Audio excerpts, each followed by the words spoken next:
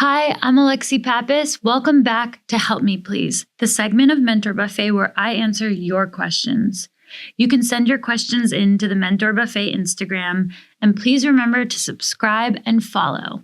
So today we have some really exciting and vulnerable questions that I'm going to answer. Let's get into it. The first question is, my son is 6 and he's an only child and he's a wild little booger. And I have such controlling instincts around him, and I want to chill out on that. Any tips? Okay. Yeah. Well, probably you're protective because you want your child to have a great life and be safe. And I think the first thing is to have a conversation with yourself as a parent about like more zoomed out reality that by letting him be wild sometimes, he's going to learn what he can and can't do in the world, right? Like we have to learn some of our own boundaries. I was kind of a wild child, but I always knew the outermost limits of the playground, right? Like I think my dad was fairly good at making sure I knew not to completely leave the playground, but he didn't prevent me from falling off the swings and learning things the hard way. I learned this thing about parenting that you're supposed to, it was like danger within reason, something like that, where as a parent, you need to start to embrace danger within reason. I think even as an adult, we have to embrace danger within reason, where you're safe enough that you're going to be able to go again, but not so safe that you're never going to fall down and scrape your knee or annoy someone or get in an argument. Like these things are part of growing up and learning our own like volume meters, like both physically, socially, literally. And so I think just starting to buy into like, it's good to explore and it's good for your kid to explore. And you want to chill out. I mean, you have to just learn how to not say things when you feel the instinct to say things sometimes. And then eventually you'll not feel the instinct anymore. But I think at first it might be kind of hard. And if it were me, I don't have a kid yet, but I think if I had the instinct to try to control and try to speak every time this kid is wild, I would probably turn that conversation inward and have a little word with myself every time I wanted to have a word with him. And what I would literally say is I would probably say to myself what he's doing. Like I'd be like, he is running around the house screaming right now. And then I would try to basically get to the point where I realize there's nothing dangerous about that. Or if there is, then you need to speak up. But if there's nothing actually dangerous, you got to let him go. So I'd be like, he is running around the house right now, and that is safe still. He's okay. And I'm okay because I've had that dialogue. And maybe that's you checking the box for yourself of, am I being a good parent?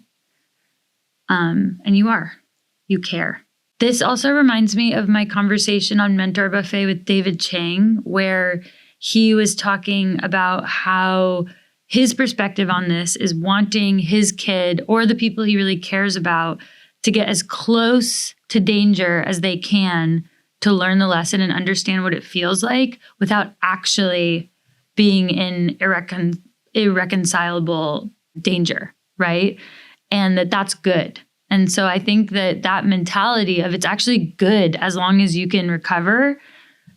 We want to be closer and closer to the danger so that we get the wisdom. And the wisdom is only learned through experience. So probably it's having a more positive relationship with those experiences and knowing that you telling your kid something isn't as great as them learning it themselves in as safe a way as possible. You want your kid to fall and scrape their knee. You just don't want them to get like a skin infection. It's kind of like the way people treat kids with illnesses, right? Like it's really common knowledge that you want kids to like get sick and get all the germs and and that's like a cellular knowledge, but you also want them to have an intellectual awareness of what it feels like to push on boundaries and do things that they don't know if they're going to fall down or not, and they will.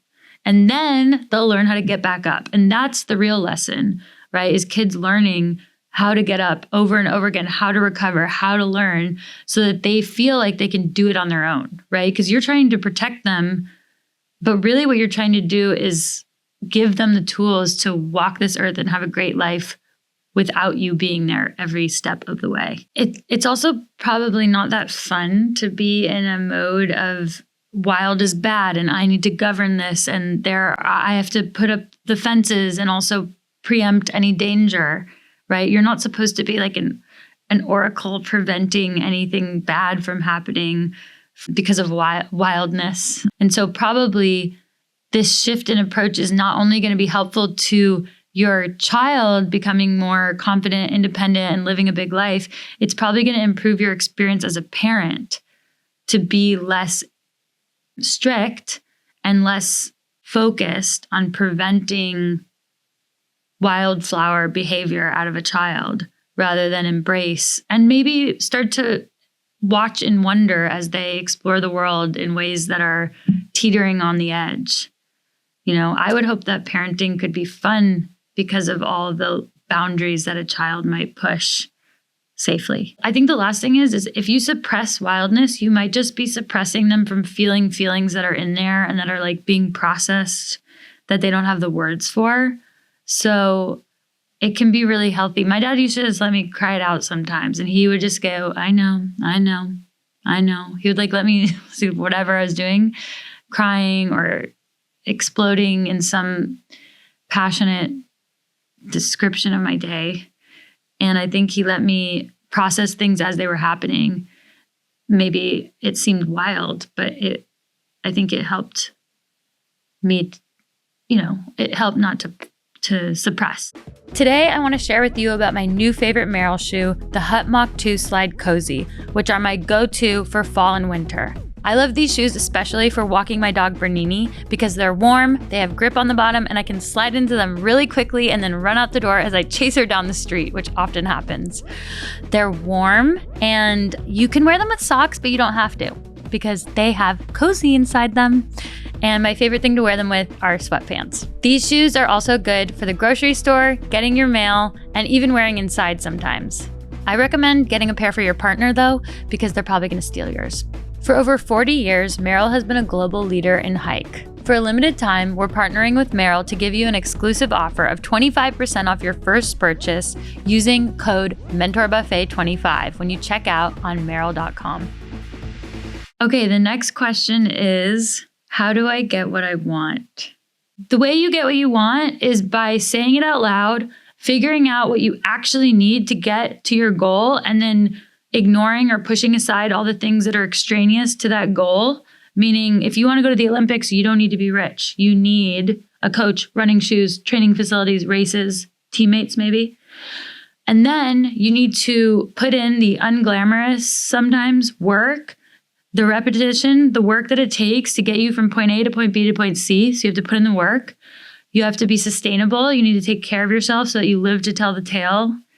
You need check-ins, you need guidance to make sure you're staying on the right track. And you need to learn how to lose, because on a path to getting what you want, you're gonna lose. And that's just opportunity to learn, grow, realize what was extraneous, and keep going.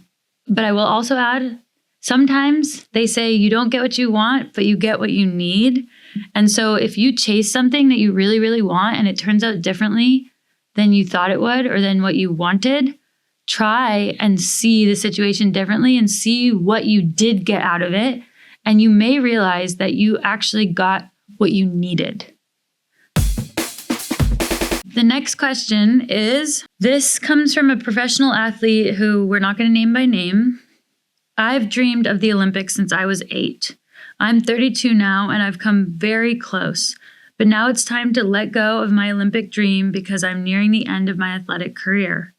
One of the brands I represent offered me a corporate job and I don't want to take it. I can't seem to give myself permission to take a break without a plan. I feel like I'm failing. Do you have any advice?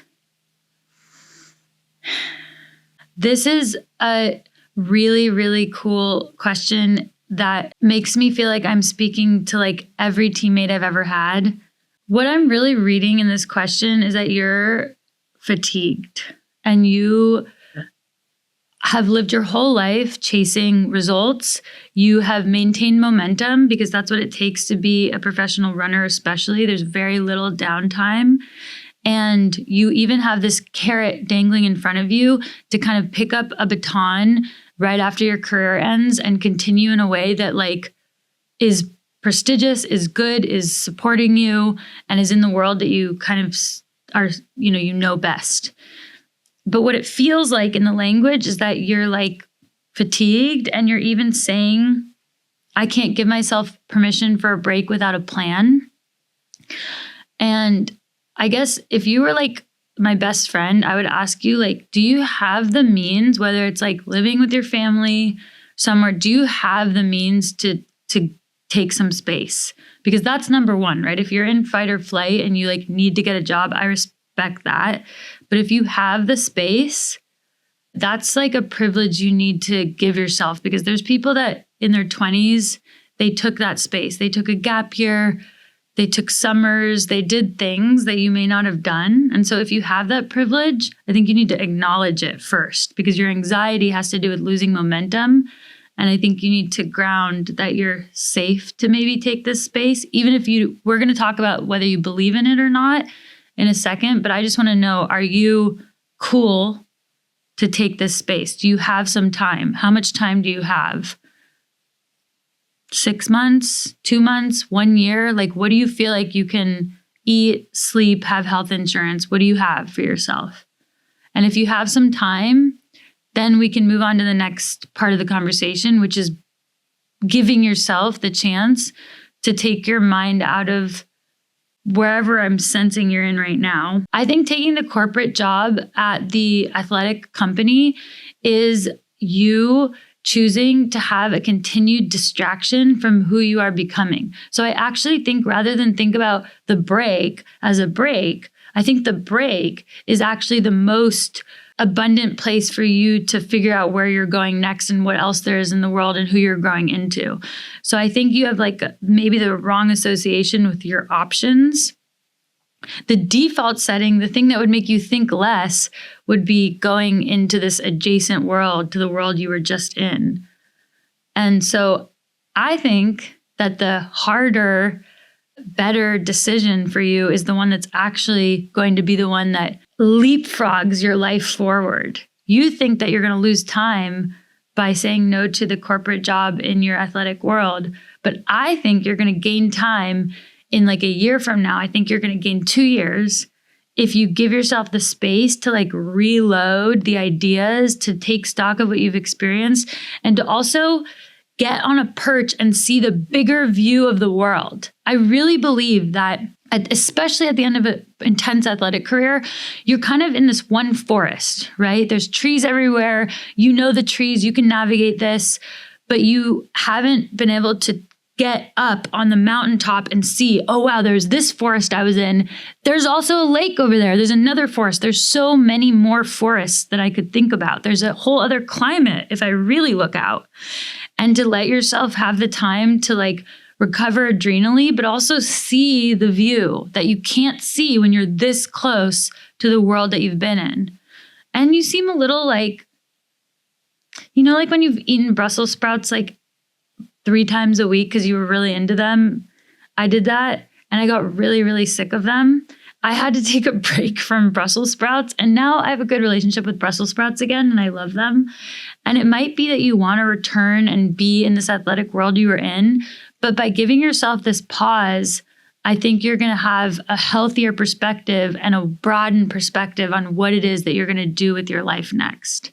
And you might need like a narrative for yourself that causes you to believe in it that isn't about a break.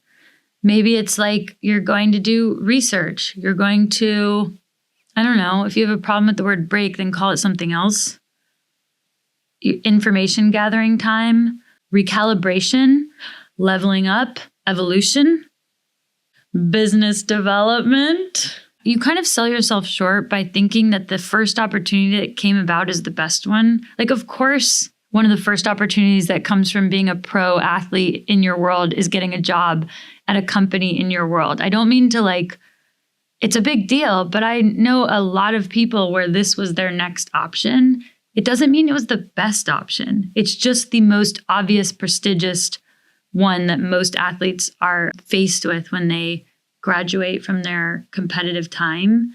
And, you know, we sat with Gabby Reese on the pod, and she talked about the quiet moments that let ideas come to us, and that time when you are taking this break is actually a time to create space for ideas to come in that are not in your regular vocabulary, right? You have such a limited vocabulary in your mind right now because you've lived such a focused life in your world.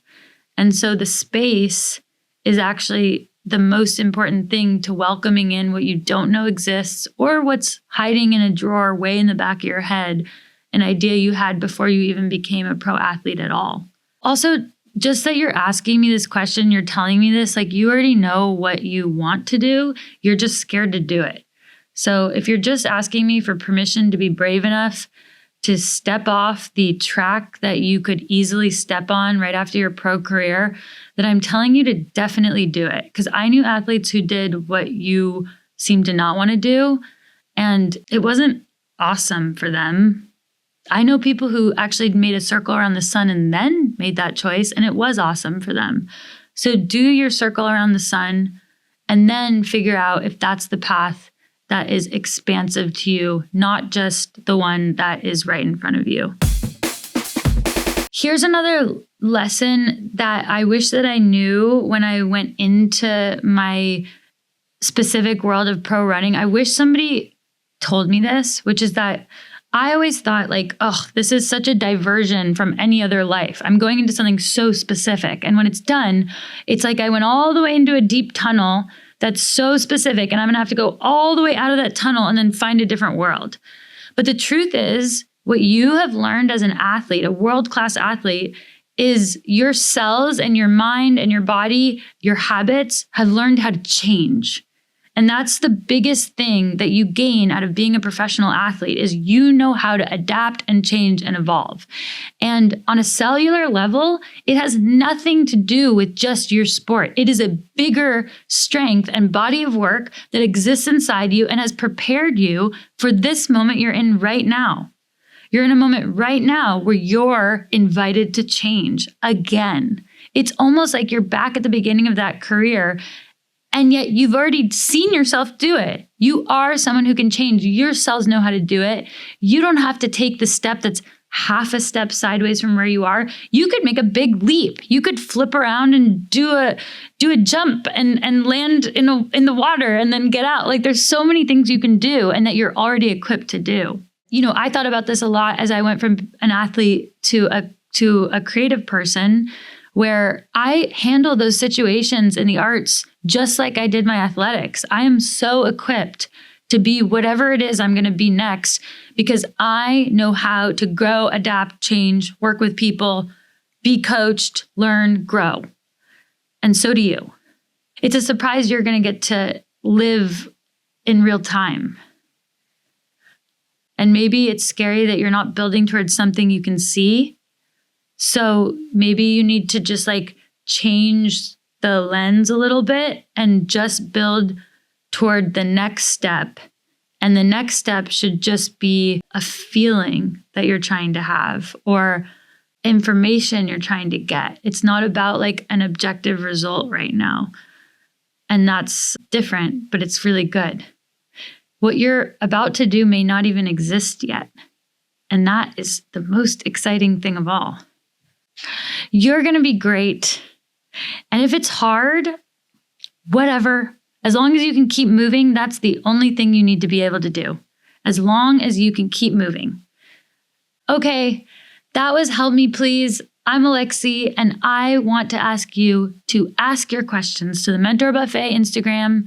Follow, like, share it with your friends. I will keep being very honest with you. Oh, sometimes I tell you what's going on in my life. The really simple answer of what's going on in my life that I've been thinking about is that I am assuming that I can do whatever it is I need to be doing right now. The end of the year is crazy until I can't. So I just have taken off the decision that anything is limiting. Like I haven't slept that much in the past few weeks for different reasons. And I've decided to have a very good attitude about it. And I can just now decide and things shift immediately. And that's a really good feeling. So I'll probably have to hibernate over New Year's, but for now, feeling good.